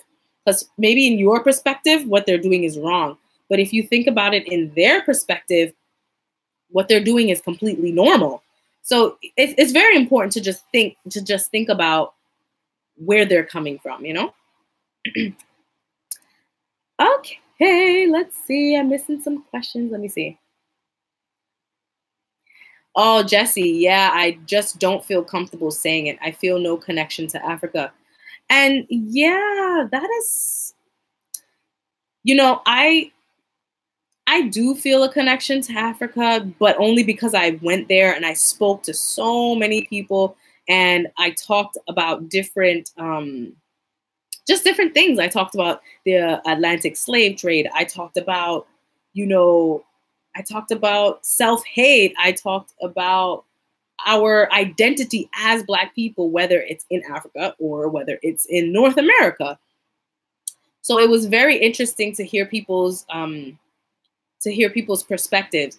At that time, I wasn't a YouTuber, so I didn't think to record these things. So when I do go back to West Africa, this time I will be more cautious and make sure that I, ask for their permission to film, and then film them and see what they think and what are some of the perspectives they had. And remember, I went to West Africa when I was like 19. It was like 2012, I think. So it was, even though it was just a few years ago, it was a different time in 2012. So I could only imagine what people's perspectives are now. So we'll see. Let's see. In the US, they always revert to race. I don't understand why the term Euro-American is never used. This is because they believe they are really American. And lovely Rebel, there's nothing wrong with believing you're really American. And I feel like we, as Black people or Latinos born in the United States, we should feel like we're American. Now, depending on your experiences, that depends on if you do feel if you're American or not. For the most part, I do feel like I'm American. I've had experiences where it made me feel like, not questioning, but do you think I'm American? Not because of speaking Spanish or anything, which that has happened. I was speaking Spanish one time and somebody told me this is America. I was like, is this happening to me right now? But that's a whole other story. But I have been, there, like, maybe one day I'll talk about my experience with racism. I only had maybe 2 experiences in my life, 2 experiences from people who are not Black. And they were really horrible experiences. So perhaps I'll talk about that one day. It's kind of a emotional subject, but those were 2 times where people made me feel like I wasn't American all of a sudden, you know? Let's see. Other questions. the trill vlogger is so funty.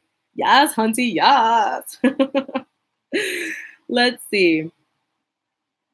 The Caribbean parades are lit. Oh, Jay. They are.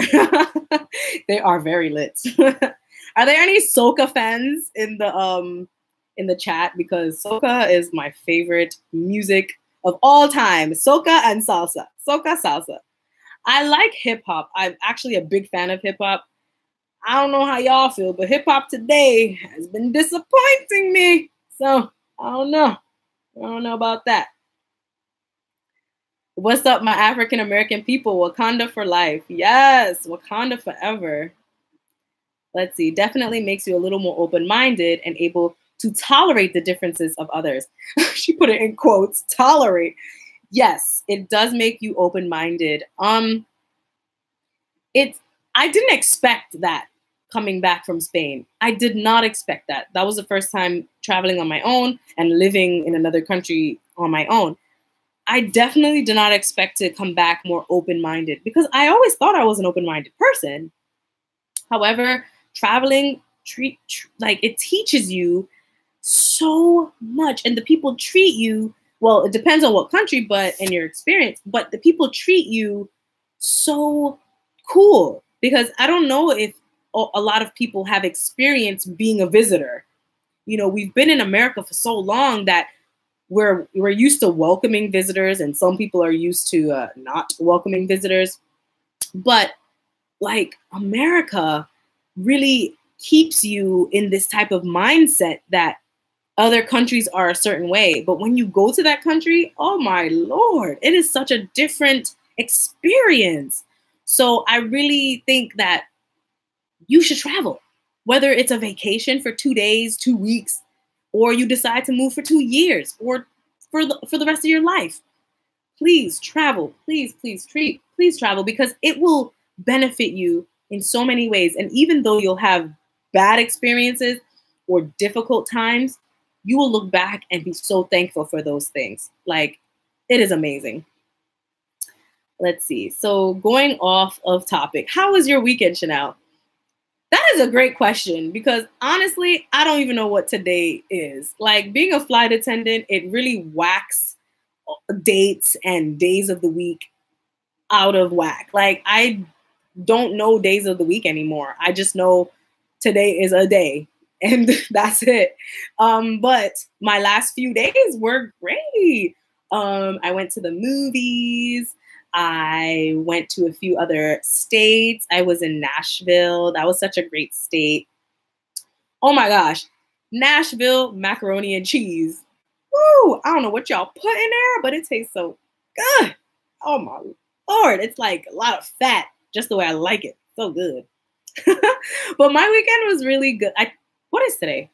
Hold on. Oh, today's Sunday. Okay. So my weekend was really good.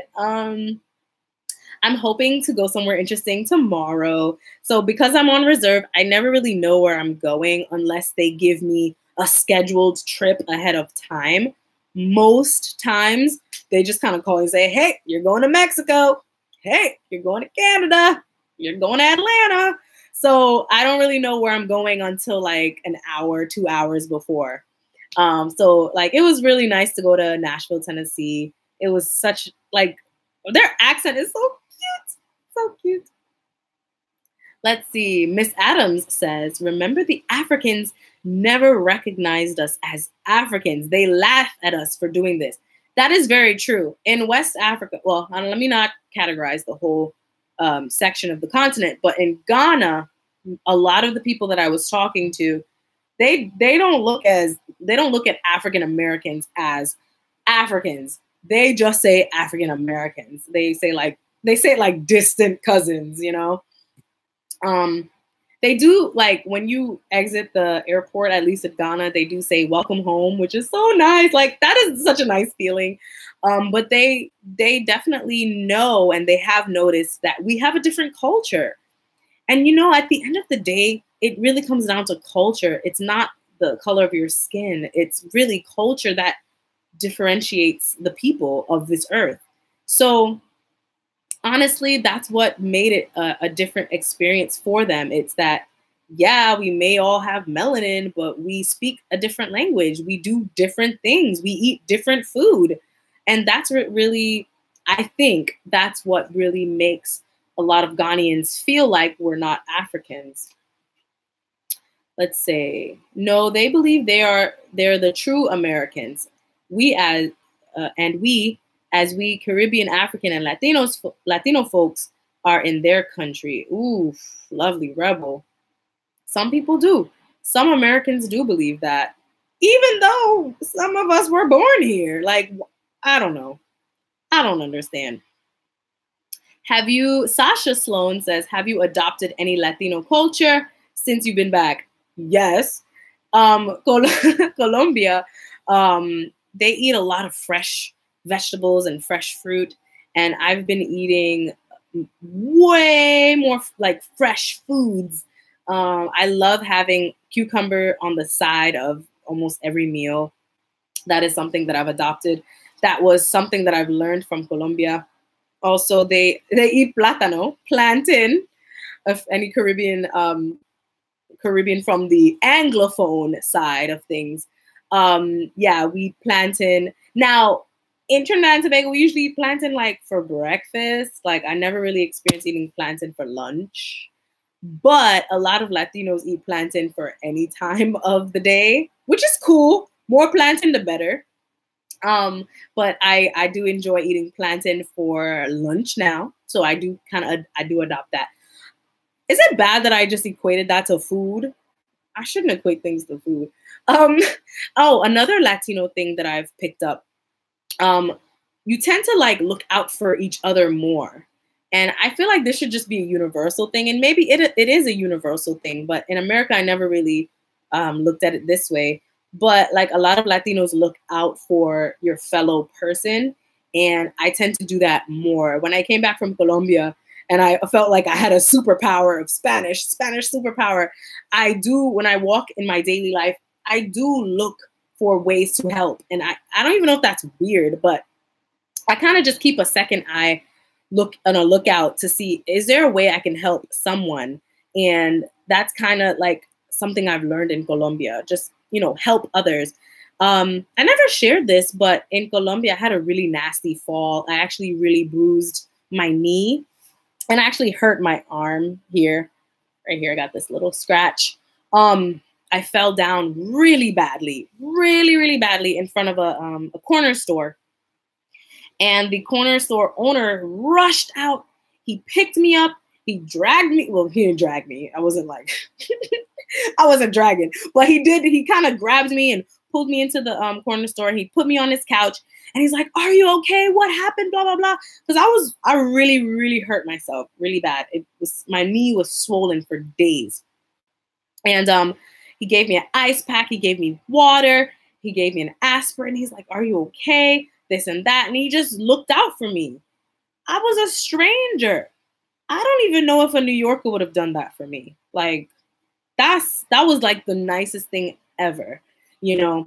So I do see that Colombians tend to look out for their fellow man, you know, at least in Medellin. So that was such a nasty fall. And he just helped me. And I even said, you know, it's okay. You don't need to do this. And he's like, no, you fell. You're hurt. You need help. So he helped me out. And I was so appreciative of that, you know. Let's see, more questions. Okay, guys, I do have to go in 10 minutes. I have a flight tomorrow. So I'm going to keep answering as many questions as I can. Let's see. Let's see. It's so interesting to feel like a foreigner, the Trill Vlogger says. But it's good because it helps you understand how to be more accepting to foreigners in your country. Yes. Yes. That is such a great point. I think I was always pretty sensitive to foreigners because, you know, when I was learning Spanish, I was able to see their frustration in trying to speak English. But after moving to Spain and then Colombia, it was when I speak with foreigners, it is such a like a relief to see someone else experience what I've experienced. And also when I show, like if you're talking to a foreigner, whether it's a foreigner from a Spanish speaking country or another language, please just be patient with them. Don't like stare in their mouth when they're talking. Just look in them in the eye and just have a pleasing face and just wait for them to try to explain what they're trying to say. It really helps because it makes you feel really sad when people look at you like, are you going to be done anytime today? Or like when they finish the sentence for you. Now, sometimes when they finish the sentence for you, it's great because you didn't know how to express it. But sometimes if you're in the middle of saying it and they just finish it for you, you're just kind of like, dang, I really wanted to say it.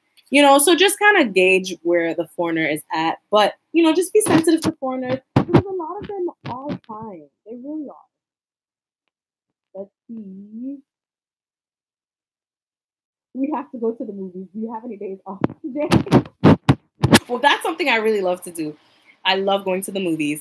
My days off vary. So I don't know. I don't know if I have any days off. Actually, for the rest of this month, I'm pretty busy. I'm sorry. Let's see. Best comment. That is not the best comment. That is a mean comment. There's nothing you can do. The Trill Vlogger says, so that's why you're obsessed with cucumber. But I won't lie, they taste really good with meals. Very fresh and healthy feeling, but I never really liked them. You know, it is actually very refreshing. And that's kind of why I started eating cucumbers just on the side. It's just so good. It's like a nice crisp glass of water on the side, you know? Miss Adams says, no, in TNT we eat plantain anytime, especially with dumplings and saltfish. Okay, that's fair, but in my experience, I usually see it for breakfast. So I'm just saying. Elios Guerrero, I'm eating plantain right now. But my question is, what plantain do you like more? Sweet plantain when it's mature or the green one? That depends. So if it's for breakfast, I like the more mature one, uncooked. The plantain chips, I like it like dry and salty. I don't like the sweet plantain chips. But for eating for breakfast, I like the sweet and more like mature one. Or why am I saying mature? Because in Spanish you say mature. Ripe, the more ripe plantain. Chai, would you suggest being a flight attendant? Yes, I do. But only if you are okay with traveling by yourself, if you're okay with meeting new people every single day, working with brand new people every single day, and if you don't take things to heart so easily, because you're dealing with so many people from different cultures and backgrounds, and sometimes different languages. And if you're learning a language, you tend to say something more direct. So in English, you would say, could you move your bag, please? And it sounds nicer. But in another, if you're not a native English speaker, you would say, move your bag, please. And if you take that personally, you're in for trouble because there are people who don't know how to say, could you move your bag, please? You know, that's just an example, but you just have to be aware that some people will say things a little more rough, but they don't mean to be rough with it. That's just how they say things. Also, just different cultures are different. Like some people, they like touching and some people don't. Like the European passengers, some of them, they're okay with touching. It's like, woohoo, touch, touch, touch, woohoo. But like the American passengers are like, oh my gosh, you touched my napkin. I need a new one. And it's like, dude, really? You know? Let's see.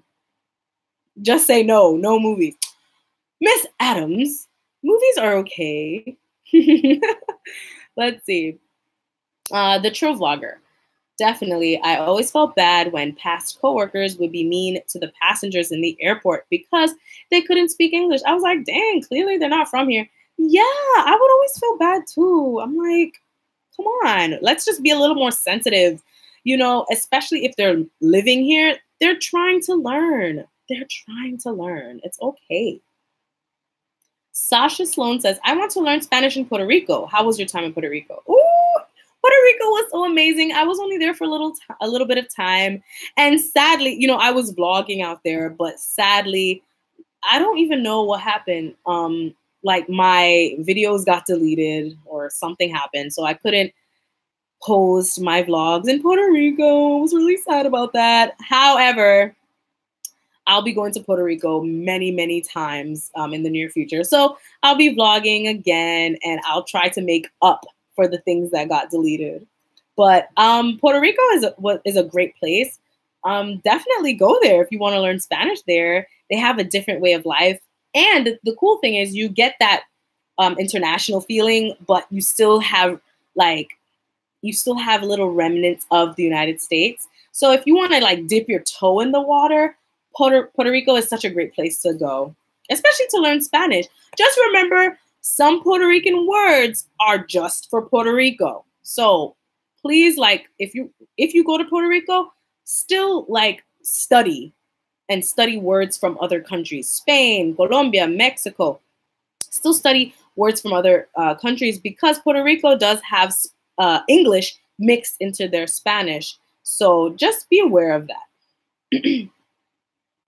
Let's see. Divine Single Beauty. Hi, you are awesome. I'm learning how to speak Spanish. I've been learning for 3 months. Do you have any advice for me? Yes. Study every day. Study every single day. Don't let one day pass you by without studying. Now, what is studying?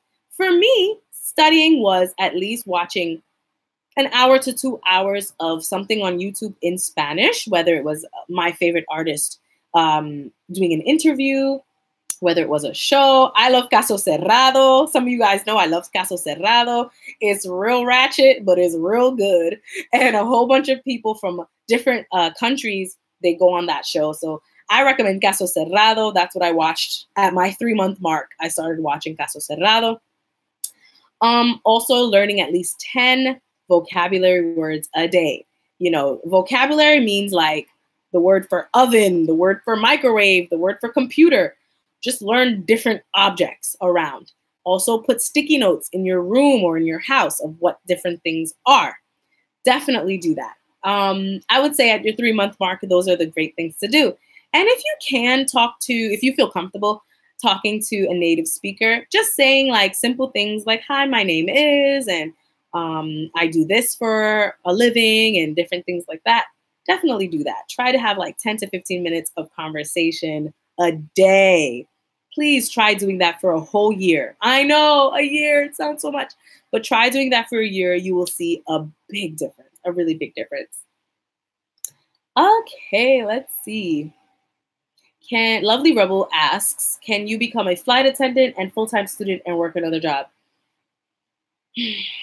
Yes, but I would say as a senior flight attendant. If you're just starting, I don't think it's wise to become a flight attendant while being in school. Working another job, it depends on what job. There are some of my workmates, what is it called? I'm saying it in Spanish. Some of my coworkers, they are bartenders. They work retail. I work online as an English teacher. So it's possible. I recommend an online job just because it's more flexible. But if you're in school full time, I don't think starting being a flight attendant is right. Only because training, depending on what airline, is at least 2 months, some 3-4 months. Also, you're going to be on reserve for the beginning of your career for some airlines, most airlines, 6 months. Can you leave your class and get to the airport in 2 hours to go to Mexico and then go to London and then go to Tennessee and then go back to go to New York? Can you do that? I don't know. Depends on your degree program. So if you answer no to those questions, I don't think you should do it now. I think after you graduate, you should do it. But you can work another job. That is possible. Okay, guys, so I'll be leaving in 1 minute. I'm going to try to answer the last few questions. Let's see. Let's see. Dang. Oh, okay. The learner. What did you ask? Let's see. What did you ask the learner? I don't see your question. Oh, okay. I see. I think I see your question. Do you prefer to be with someone who speaks Spanish now that it's such a big part of your life? Ooh, that was actually a really good question, the learner. I don't really care. I don't care what language a person speaks. I just want somebody that loves God, loves me, and that's tall and good looking. Like those are the big things for me. If you speak Spanish, that's great because then we can speak Spanish together. But it's not really, I don't really care. You can speak only English. And honestly, languages don't even have to be a part of your life. It's okay. I don't really care. Ooh, people are soca fans. Yeah. I love soca. I love soca music. All right, let me try to get the last few questions before I go. Let's see. My relatives from Spain look down on other countries that speak Spanish because they say they don't speak it properly. I have heard that. And living in Spain, actually, here's a cool thing. People from Spain hate when Americans say that person is Spanish or that's a Spanish girl or that's a Spanish guy. They hate that because the term Spanish means from Spain. It doesn't matter what language you speak. If you are born in Spain or if you have relatives from Spain, then you can call yourself Spanish. It doesn't mean that you are from DR and you're Spanish. It doesn't mean that you're from Mexico and you're Spanish. You know what I mean?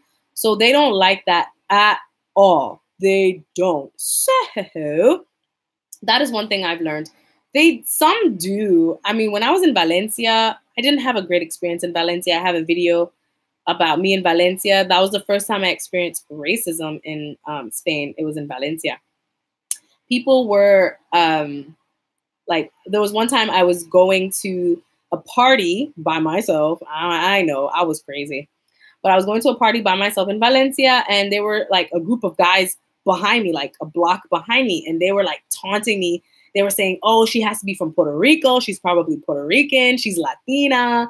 And they were like just taunting me like, oh, que culo, que culo. They were like saying, I have a big butt. And they were saying like, oh, she's Latina, blah, blah, blah. Like they were just taunting me. And it was so uncomfortable because it was like 5 and 6 of them. And I'm like, oh no, you know, so I thought that was really uncomfortable. And I did notice that a lot of Spanish from Spain, Spanish people were very mean to people from other countries that speak Spanish. That's not everybody, because my host family, they were cool. They like people from all over the world. However, they did have a problem with calling people Spanish that were from Spanish-speaking countries. Because just because you speak Spanish or you're from Mexico or DR or Colombia doesn't mean you're Spanish. It just means that you speak Spanish, you know? Okay, let's see. All right, guys. Well, you know, I think that's all of the questions. Yes, Divine Single Beauty. I'm so glad that I was able to help you. So I would definitely say just, you know, wait till you finish your career or finish at least your degree to become a flight attendant.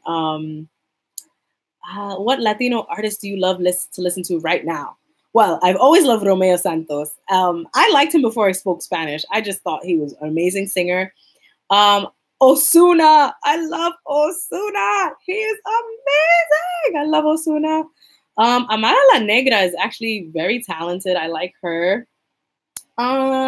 Celia Cruz. I know she's not a recent artist, but I love her music. I think that's it for now. I'm sure I have other artists that I listen to, but I just want to say good night to everyone. Thank you guys so much for making my first live like Awesome. Thank you guys so much for these great questions. I'm going to keep this video up for a little while. So if you guys want to refer to the information that I gave, definitely look again. I'll try to keep this video up for 48 hours. So definitely look at this video again. Write down some of the information that I've said that has helped you, only because, I don't know. I mean, maybe I'll keep it up longer. I don't know. You guys have liked, you guys have liked the video. Thank you. Okay, I'll keep it up a little longer, but I'm going to decide how long. So thank you guys so much for making my first live awesome. You guys are so amazing. Thank you guys for your great questions. And if you guys have any other questions, definitely ask. I'm so willing to answer them. Also, I'm hoping to do more lives again soon. It's just a matter of, my schedule. But I'll definitely do more lives soon because you guys are so supportive. So thank you guys so much. Have a wonderful night wherever in the world you are. Have a great night. Enjoy the rest of your weekend and have a great week ahead. And if I don't see you guys before then, have a Merry Christmas and Happy New Year. Bye, everybody. Bye. Bye.